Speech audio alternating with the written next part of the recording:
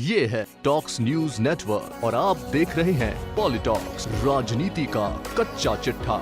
कर्नाटक में सियासी ड्रामा खत्म होने का नाम नहीं ले रहा है। धीरे धीरे जेडीएस कांग्रेस के गठबंधन वाली सरकार के सभी सैनिक रण छोड़कर भाग खड़े हुए हैं या फिर सुरक्षित ठिकाना तलाश रहे हैं। मई 2018 में सत्ता की कमान मिलने से अब तक इस मिलीजुली सरकार की राह कभी भी आसान नहीं रही। एक दूसरे पर आरोप प्रत्यारोप तो चलते ही रहे, लेकिन अब हालात इस कदर बिगड़ चुके हैं कि एक झटका और सरकार ढेर। अब सभी की नजरें मंगलवार पर टिकी हुई हैं। कल जैसे ही विधानसभा सदन खुलेगा, सरकार के भविष्य का फैसला हो जाएगा। दरअसल शनिवार को सरकार के 13 विधायकों ने एक साथ विधानसभा सचिव को अपना त्याग पत्र सौंप दिया। इनमें 10 विधायक कांग्रेस और 3 जेडीएस के हैं। विधानसभा स्पीकर के.आर. रमेश कुमार की अनुपस्थिति में अभी तक ये त्याग पत्र स्वीकार नहीं हुए हैं। आज स्पीकर कार्यालय बंद होने से मंगलवार तक परिणाम नहीं आएंगे, लेकिन जब आएंगे सारी स्थिति पल भर में साफ हो जाएगी। अगर ये इस्तीफे स्वीकार होते हैं, जिसकी संभावना काफी ज्यादा है, तो ऐसे में निर्दलीय विधायक नागेश जेडीएस कांग्रेस गठबंधन और बीजेपी के बीच की मुकाबले की अहम कड़ी साबित होंगे।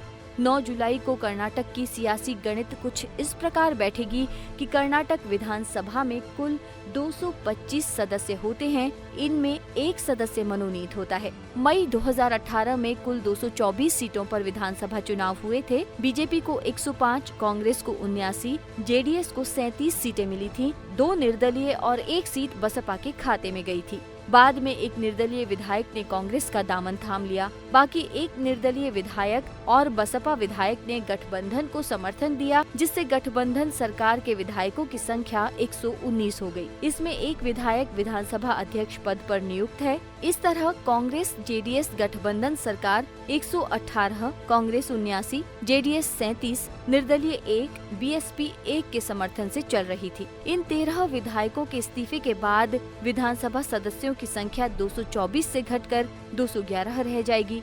इनमें एक सीट स्पीकर की है। यानी अगर इन सभी विधायकों के इस्तीफे स्वीकार होते हैं, तो बहुमत का हिसाब 210 सीटों पर लगाया जाएगा और किसी भी पार्टी को सरकार में रहने के लिए 106 विधायकों के समर्थन की जरूरत होगी। अब 13 विधायकों के इस्तीफे देने के बाद जेडीएस और कांग्रेस दोनों पार्टियों के पास कुल 104 विधायक शेष हैं। बसपा का समर्थन अभी भी पार्टी को प्राप्त है। ऐसे में गठबंधन विधायकों की संख्या 105 हो जाती है, जो समर्थन से एक विधायक दूर है। बीजेपी के पास भी इतने ही विधायक हैं। ऐसे में जब कर्नाटक विधानसभा अध्यक्ष के.आर. रमेश कुमार इन दोनों पार्टियों को बहुमत पेश करने को कहेंगे, तो उस समय निर्दलीय विधायक नागेश की भूमिका अहम हो जाएगी। बीजेपी और गठबंधन दोनों को ही बहुमत के लिए केवल एक विधायक की जरूरत होगी। ऐसे में नागेश जिस पार्टी को भी समर्थन देंगे, सरकार उसी की बनना निश्चित है। मौजूदा हालातों को देखते हुए तो कहा जा सकता है कि प्रदेश में सरकार बीजेपी की बनती दिख रही है, क्योंकि नागेश ने राज्यपाल को एक खत लिखकर कांग्रेस समर्थन को वापस लेने की बात कही है। अगर ऐसा होता है तो गठबंधन सरकार का गिरना तय है। हालांकि ये तो निश्चित है कि नागेश जिस भी तरफ जाएंगे,